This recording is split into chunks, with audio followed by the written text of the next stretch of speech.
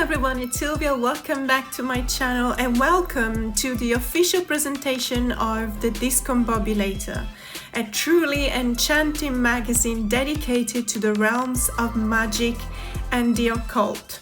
On the night of the 21st of November, we gathered at the Historic College of Psychic Studies in London, a place where the mystical and the unknown have long thrived. How many of us have ever felt a spark of curiosity about the unseen forces that surround us?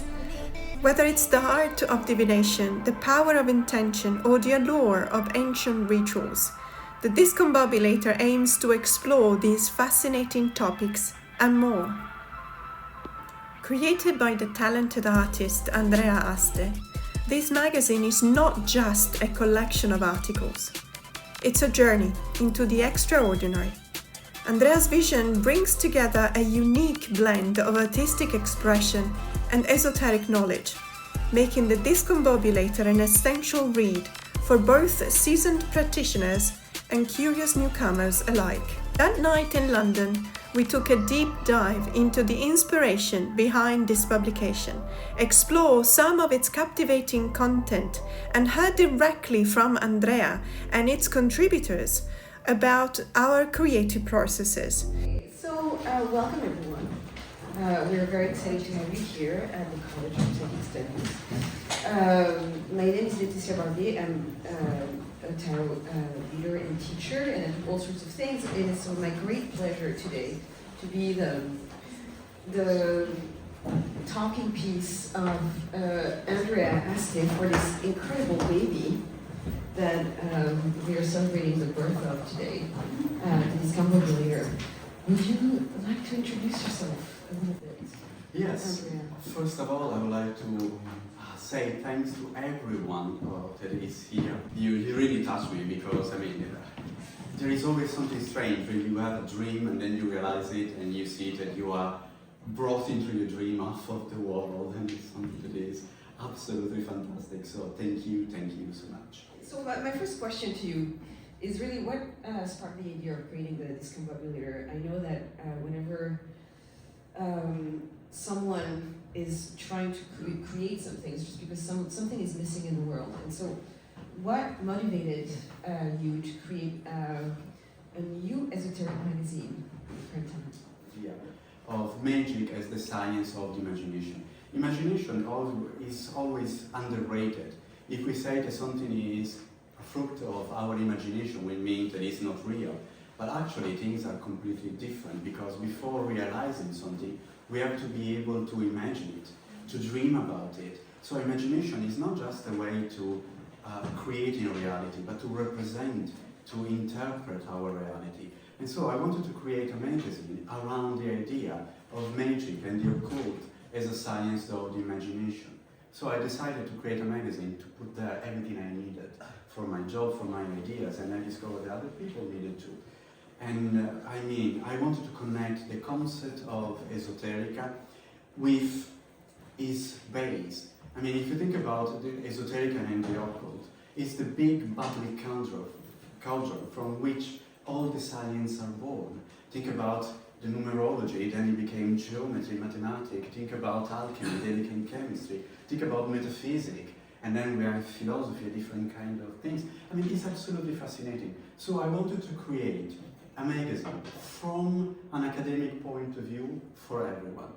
That everyone that without an academic background is able to read. So I wanted to connect esotericism and the occult with psychology, parapsychology, philosophy, alchemy, ethnography, ethnology, everything. Because everything can be approached by the point of view of the occult. For me, I love poetry. And I always ask myself why we create poetry, why we write poetry.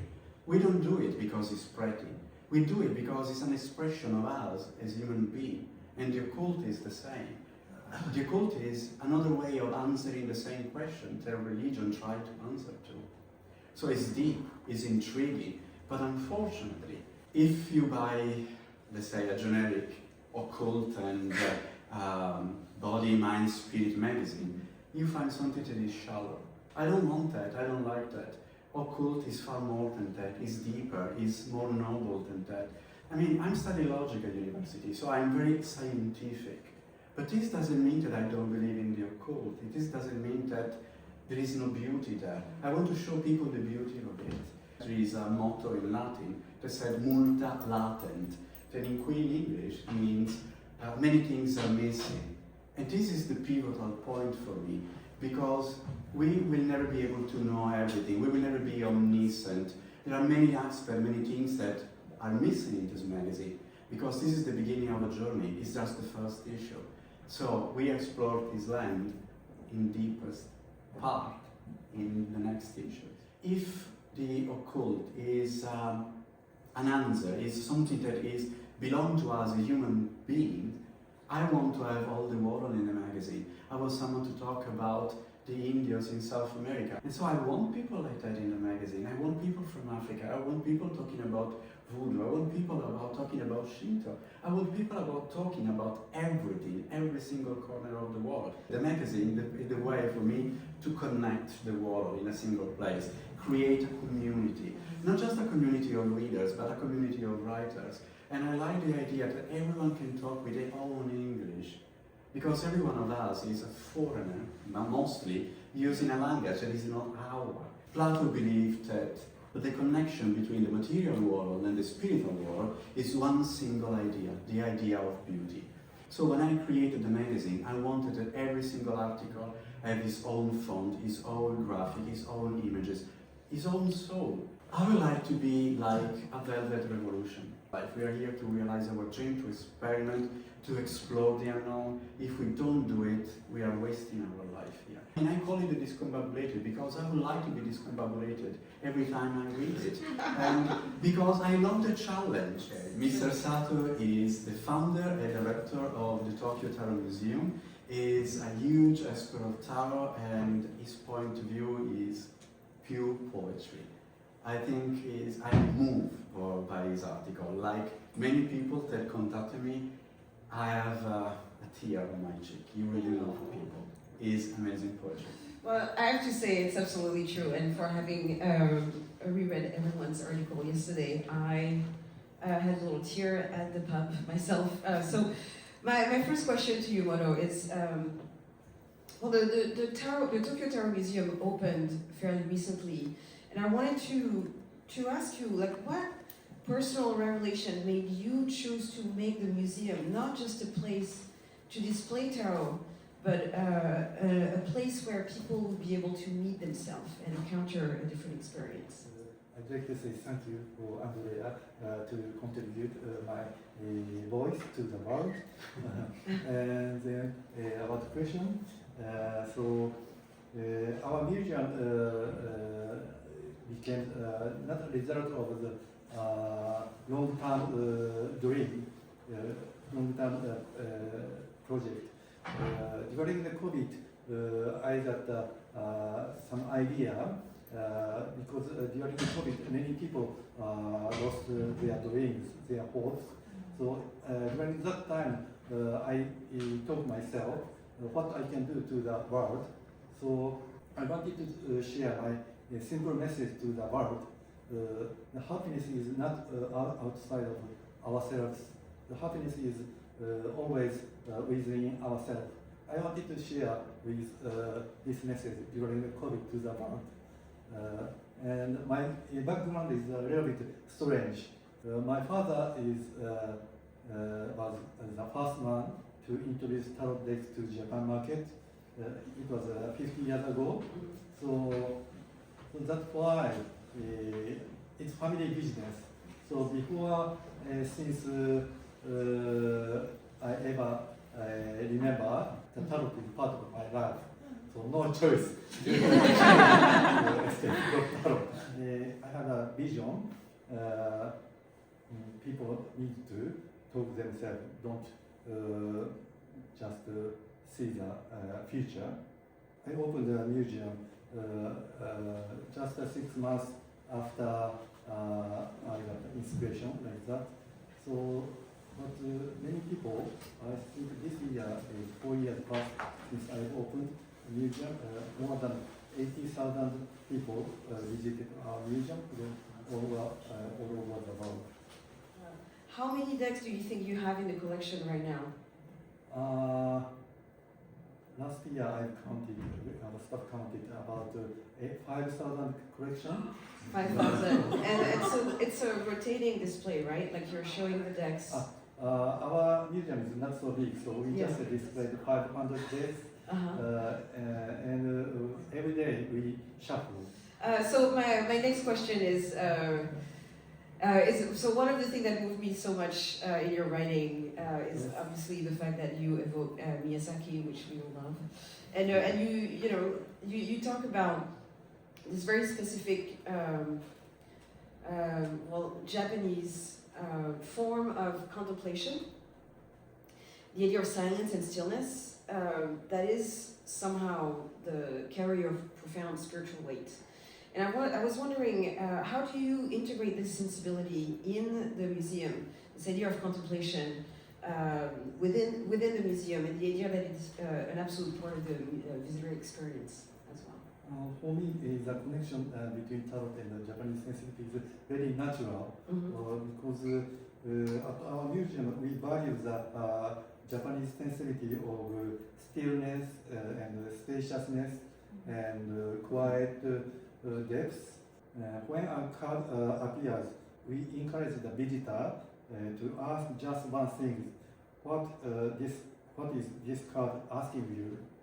I think this approach is rooted in Japanese cultural sensibility because Japan is a land shaped by earthquakes, storms, and volcanoes. So people learn not to resist nature, but to accept it and sometimes surrender to it. I think to compare with Western culture, I think from my understanding, Western culture is trying to overcome the nature, but we Japanese people we have to surrender to the nature. So Japanese culture values the living this moment rather than predicting the future. So this resonates deeply with tarot, which reflects the present time, so not predict the future.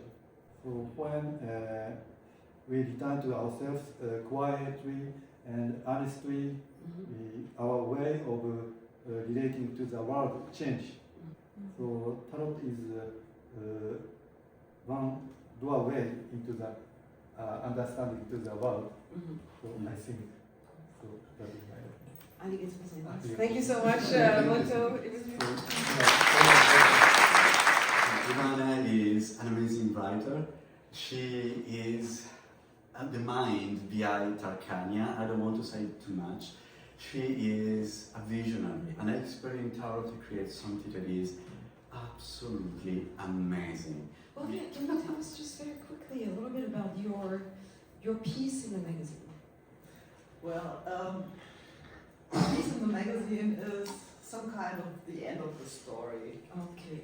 When I was in my early 20s, I met an old lady in Cairo in the Fishavis in the Souk of Khan el Khalili, and a friendship established. And yeah, she told me about Tarcania. When she was a young girl, she came to this magical place because there was a storm, and she landed somewhere. She didn't know where she was. And then she found out that she was in Tarcania, and this is the country where tarot is alive.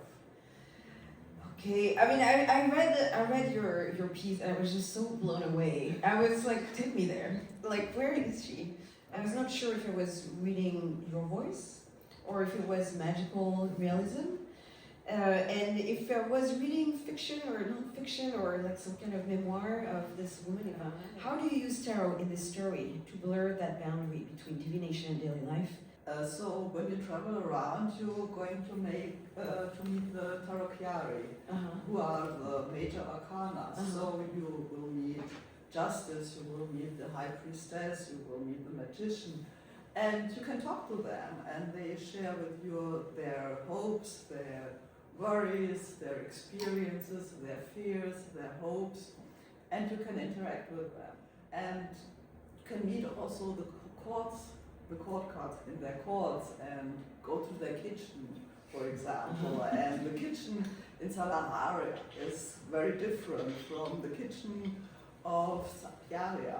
We all want you to take us there, you know, in that place. And it's just the fact that we only have like 2 pages of Tarcania. Like in my imagination, Tarcania is this place where, you know, it's an initiatic country where you go to learn something. And so like, what do you imagine we would learn? We will all try to get one lesson from Tarcania. Which lesson would that be? The lesson would be there's everything within you, and tarot is a bridge to your subconsciousness and to yourself. Okay. The important thing is Tarcania is alive on the website, Yeah. so you can travel to Tarcania, enjoy it. Part is translated in English, part is still in German, if I'm correct. And on the website there's everything in English. Thank you. Thank you. Yes, I would like to say, I'm sorry, but this is one of the few incredible occasions when we can enjoy Sasha not covered in blood. Because she is an amazing actress of horror movies. And I love when I contact her and she answers me like something like, I just finished to kill my last man, we can talk now. Okay, absolutely amazing. Apart that, she is an expert of tarot, she wrote books, she created tarot decks. The title of my piece, Become the Indiana Jones of Your Own Magical Experience. Magic imposter syndrome? You know, the idea of like, we don't really know where to find the magic within us. And so I do a lot of teaching magic workshops, tarot workshops. So I'm constantly working with people who are new or maybe have never read a tarot card before. And the number one thing that gets in our way, whether we're dealing with tarot, whether we're going for a job, whether we're taking a risk in our life, the first thing that shuts it down is fear, right? Fear of getting it wrong. And so, you know, in a tarot class, most people think that, you know, the cards all have these set meanings and they're terrified of getting it wrong, you know, and so it inhibits them from actually playing. And like harkening back to what you said when you began, the occult is inside of us, you know, the world is inside of us, and no one can know what's in there but us, because we're there living. So when you're in the world of the occult, or you're trying to learn things that are ephemeral, that don't really have language to describe in the imagination, in magic, you have to have the courage to move forward for yourself. But you're the one who's going to know what a psychic pop feels like for you. You know, we all experience the world in a different way, and the way that you interact with what we smell, feel, taste, see, how you operate in this world is unique as your kids. Don't wait for other people to do the magic for you. Like, do the magic yourself. You're hinting at becoming a regular contributor to the Discombobulator and then basically kind of like teach us how to be our own like archaeologists, like find out where our treasures are inside. I can tell you what I'm currently kind of obsessed with, and obviously like when you write about it, you figure more out. But very sort of beguiled by the magic of breath right now. Breath work in magical ways and healing ways. Because we have to say that the magazine is built in such a way that there are recurring writers. Sasha, Mr. Moto are part of this team that will follow this adventure of the magazine, and then there are writers that come to write their own article, and when they want to rejoin us, they will do it. Well, Sasha, thank you so much, and then it was so great to see you here, and so I'm just excited. Thank you. Truly, that chance. Silvia, how can I describe you? You are an amazing occult journalist, a YouTuber. You have the ability to look at the world and find the most important, beautiful hidden gems there, and to bring it to knowledge to everyone. Thank you so much, Andrea. I'm so excited to be here. Just a disclaimer though, I did fly directly from Sydney, Australia, so I am completely jet lagged. I am discombobulated. I'm actually craving breakfast. It's okay because I had a little bit of wine earlier, so it's going to be fine. Breakfast. That's really chill. I'm going to call that breakfast. Can you tell us a little bit about the deck you were talking about, the artist maybe, and then that kind of love at first sight? The Neo-In Tarot. So this is a tarot deck that has been published by a New York publisher called Bonzos, and it's been illustrated and created by a South Korean tattoo artist. When human beings are faced with trouble, let's say, we tend to seek answers, and when we want answers, we try and find them with something that is familiar to us, something that we can relate to. And so if you're a tarot collector and a tarot reader of 40 plus years, you know, the one thing that you do, you ask your cards. Whenever I look at my decks, I think to myself, what do I need right now? Because if I want a hug, I'm not going to use the Barbara Walker Tarot. I'm going to use the Neo-In Tarot. Is incredible in the sense that it is incredibly confronting. There are depiction of images that show scars. Scars on a body, scars on an emaciated body, a body that is starved, a body that is suffering, a body that is not shying away from pain, but is actually accepting pain. And so I think that that fills that space. Mm-hmm. And when you're a tarot collector, you want that space to be filled, because sometimes you will go through those circumstances and you will need that deck. We are scars because we are living, and so I don't like the sugar coating everything with optimism and beauty and everything, but not going there to the depth, the sorrow and everything. It's the dark side of our soul too. I actually took a quote from you and I'm going to read it, if that's okay. This deck was not just about divination, it was a tool for healing, a bridge to understand, and a catalyst for growth. And so my next question for you is that from your perspective, what allows a deck to move from a tool for divination to something that has like such a sense of private, deep, transformative relationship? In this particular case, there were two cards that really made that step between using a deck for divination and bonding so much with images and with a deck that it becomes the one. The Lover's card, right? It's one of the cards that is most interesting. And we see two hands, and just two hands. One hand is a flesh and blood hand, so it's a living person. But the other hand is a skeleton hand, so we assume that this person is no longer with us. And there is a string that is basically tying the two small fingers of these two hands together. And the Three of Cups is the same hands, so two of those hands, one with the skeleton hand, but the skeleton hand is supporting two flesh and blood hands. So you're imagining this person that is no longer with us is actually blessing the union, the new union. So I do believe that that is the moment in which the epiphany comes to you and you say, this is not just divination. When we go to tarot and we have a tarot like this, it makes it okay for many of us to realize ourselves and for what we truly want to be, who we truly want to be. Well, Selena, thank you so much. Thank you. How can you do this from Mr. Anyway, thank you so much for coming for your breakfast. You're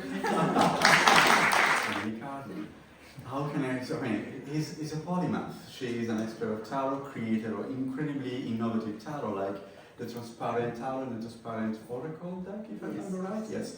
And she is an actress and a very famous Shakespearean actress too. And she's created amazing plays and amazing games. So Emily, can you give us maybe a couple of insights on your article for the Discombobulator?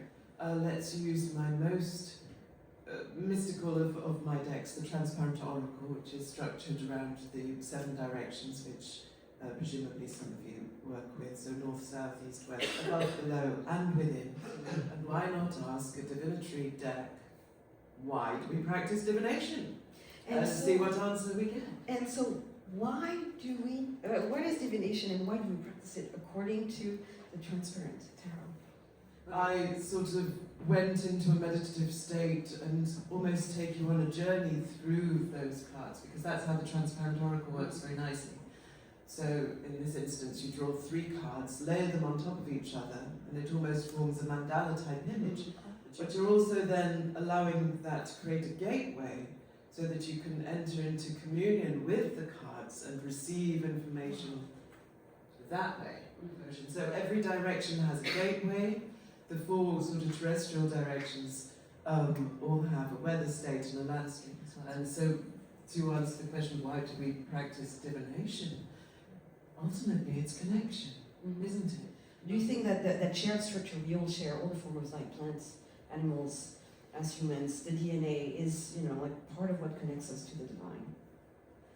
Well, yes, I think it's very interesting that, again, that pattern of as above, so below, as within, so without, the macrocosm, the microcosm, that these essential building blocks of life have this spiral structure, and that, as you say, goes through all living things, but then that's reflected in everything from the tiniest cells to a galaxy, that spiral unfolding pattern. And the sense that we are part of a kind of a fractal, if you like. So within ourselves we can find the whole universe, and each one of us within us has a universe, and then we are these tiny, tiny specks in what may well be another tiny speck within God knows what, infinity. That they're like, well, how does this work then? And I say, well, okay, let's consider the fact that all of us are going around experiencing so much, and we're taking in more information than our conscious minds can perceive. If our conscious minds were perceiving everything that our subconscious took in, it'd drive us crazy. But divination allows us, through this pattern of symbols, which is obviously the language of the subconscious, and this supposedly randomizing of it, we can use that process to access a part of the pattern of everything that's unfolding around us. So if we can get to grips with one part of that pattern, we may then have perception of a whole lot more of that pattern. So divination is allowing us to gain access to some of that knowledge that our conscious mind does not, but our subconscious has taken in the unfolding pattern around us, which is why we may be able to ask a question about the nature of things, or what's going to happen next Tuesday, or, you know, how is my aunt in Australia, or, you know, or whatever, because we are all part of the same unfolding pattern in this vast universe.